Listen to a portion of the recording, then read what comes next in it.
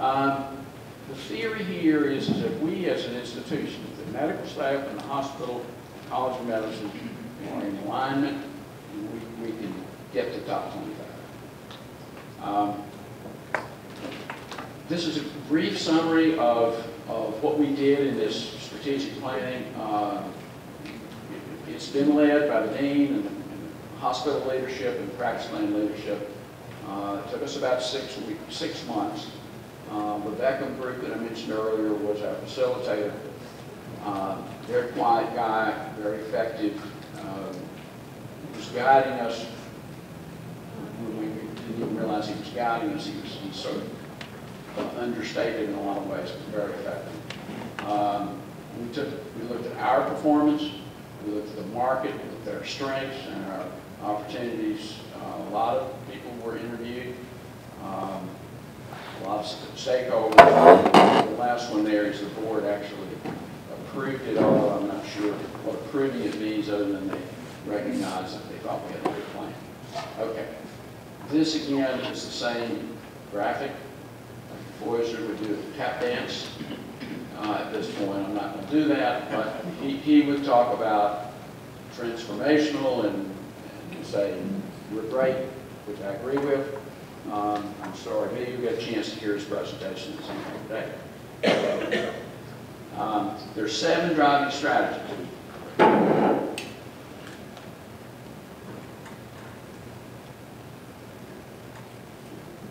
I don't think it was interesting when I finally looked at this after we got to this point. I thought, there's not anything in here that's staggering, overwhelming, surprising. If you went to almost any hospital or academic center in the country, you might find very similar.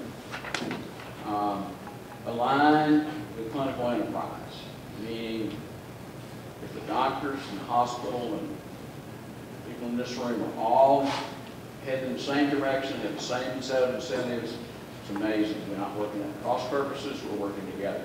Aligning incentives, there's a lot about that. One of the reasons workers buy in their practices is so they can be aligned. Now, their advantage in buying the practices is they can move money legally a lot easier if they're employees.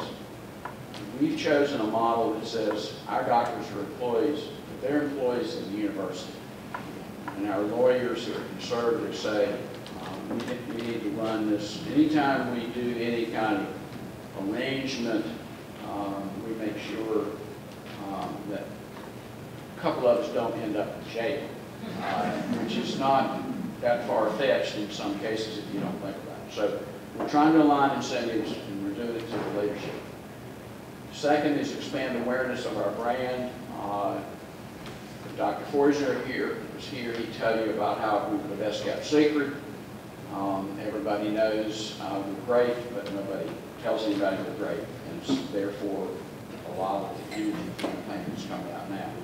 Access and capacity. We've said you got to change first appointment, and the doctors say, well, we don't have any beds. And so what we try to explain to them is, doesn't make any difference whether you got any beds or not. If you can't get an appointment, you can't get in the outpatient, doesn't make any difference. So you got to build that piece first and have faith we'll build 7th floor of our and go from there. It really is access. I have this sense that if we wait on and improve access, we need 100 more beds tomorrow. There's that much pent-up demand and turned away demand in this community. It's amazing. You probably know this firsthand from your own personal experience and your friends who give up because they can't get into MUSC. Grow primary care, back to the base. Statewide partnerships. In North Carolina, there are about 3 or 4 big systems. The Carolina system has 33 hospitals in Vermont. I don't know how many they've got, 10 or 15.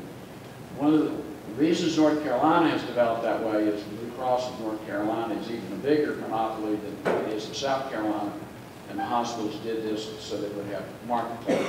We haven't chosen that strategy in South Carolina, so we're a one hospital system. So we're trying to make sure that we don't get left out of that, and we're developing conversations with other hospitals. We want to build capital. the people who come in and look at our financials are stunned at how little cash we have. There's a number of reasons for that, one of which is the state agency, but it still is not a great deal of comfort to anybody if we don't have a lot of cash, so focus on cash. And then I think everything ties around G. I think it's the glue that sort of puts things together and will make everybody in this room, your life will be much, much better when we put all this stuff in, because we'll be able to measure it, it will be predictable, you can move from one unit to the other and it will look the same. I'm not sure how staff trained in this hospital. Maybe it's getting better, but at one point I figured if you were on one unit, you'd see one unit, you moved to another unit, you wouldn't have any idea where anything was or any of the processes. So it may have served us well over time to be everybody on the front end, go do it, we'll give you some money and go invent something. But the lack of standardization is a real frightening thing and something we have to work on. Okay. I think Marilyn mentioned in her introduction that we've got, with 7 strategies, we've got 44, give or take, tactics. There's an elaborate structure here. One of the things that Dan Beckham said was, we're doing good to write the book, put it on your shelf. Really, so we're spending a lot of time. Sometimes it's a little frustrating because new people are involved and you have to bring them within the structure. But I think we're making some progress. I'm sure it's taken a lot of time, but I think it's working. Okay, now this is Foisner's presentation. And what he's done in this last several slides is he's taken each driving strategy and he's highlighted one to talk about. So I'll follow his lead and I'll talk about it. Unify and align clinical enterprise to facilitate decision making, enhance coordination of care, build accountability, and drive down costs. And what he highlighted was a clear leadership decision making and priorities. There is a meeting every week with the dean, with hospital leadership, College of Medicine, and we do talk strategy. We know where our weaknesses are and what we're going to do this. So there, although it is not a formal decision-making group, it basically has the people in the room that control the resources, at least globally, and so we're trying to do that. We had a lawyer come in and talk about how we construct this and make it more unified, and I think the conclusion was politically, with our board and with the laws, we're going to have to do this in a different strategy. I don't see us creating another entity, legal entity that manages the clinical. Expand awareness, preference, and market leadership for MUSC. Differentiate MUSC on quality, based on quality, capability, patient satisfaction, and so forth. I don't know what your feelings are about the ads and the public, the campaign that we've got. I feel very good about the company that we've used because I think they work with academic centers and I think they're able to convey the power of an academic medical center and the positive parts of the academic center and try to make sure we avoid as best we can some of the issues with academic centers, particularly in the southeastern United States, and that is it's teaching and it's crowded and it's poor people and so forth. So I hope you would agree that they're well done. I get a lot of people say the ads are well done. Now, are they bringing any more business to us? The jury's still out on that. There's no evidence yet that the doors are getting pounded, but we do survey on a regular basis the perception of MUSC, and actually it's going up significantly in the marketplace. So people are very aware. When surveys are done that say, if you had cancer, where would you think of going first? Well, everybody wants to come to MUSC, but very few come, and the reason is, when they get to their doctor's office, they say, go somewhere else. It is a reality that we've got to deal with. One of the real powerful lessons in doctors, our medical staff don't want to hear this, is we have every billboard in the county that says come to MUSC, and I'm not sure it's going to move a lot of business. I wish it would, but it hasn't proven to be that to date. Now, what has worked is getting the doctors out to meet with their colleagues in the community and talk, go out, meet them, develop relationships. Access, again, one of the strategies on access are these multi-specialty centers around the community where it's convenient, you don't have to come downtown. I think it's working. We're seeing more and more of our patients, as a percentage of patients that we're seeing in the community. Aggressively grow primary care. One of the things that we don't have is an urgent care strategy except for pediatrics, and I think the evidence to date, Dr. Foyster would say it's a resounding success. And I'm glad to hear that because the UMA leadership was very skeptical about this strategy, but they changed.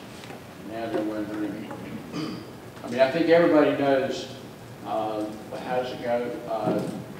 Let healthcare wait on you, don't wait on healthcare, let healthcare wait on you. Everybody knows that, but it's been the most effective campaign that I've seen in my career in Charleston. I mean, anybody who knows it.